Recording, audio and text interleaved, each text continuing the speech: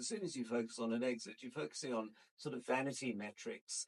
You might pump a lot of money into pay-per-click ads to spike the revenue, or you might be buying lots of web traffic or getting influencers so that you get lots of traction online, but the fundamentals aren't there.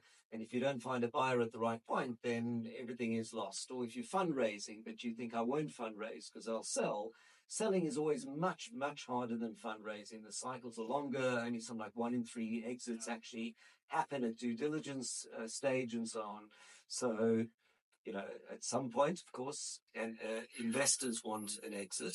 But for founders, maybe they love what they're doing and they don't want to exit. And that's actually a point I wanted to pick up from what you said, which is one thing to know is the goals of founders and investors sometimes align and sometimes don't.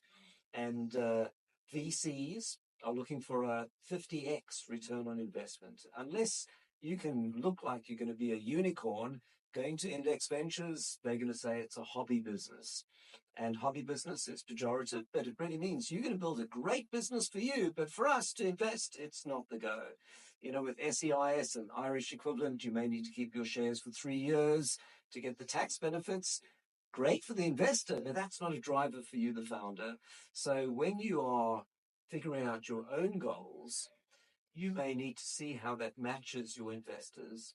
For angel investors, it's usually quite a good match. If they can get a 5x return on investment in a few years, that's fantastic. But funds don't work that way. They want a 50x return or it's not of interest to them. So you have to sex up the proposition in an honest way for funds to show that it's going to be global, even though you really focus local for now. And it's going to have all this AI stuff, even though you're not working on it right now.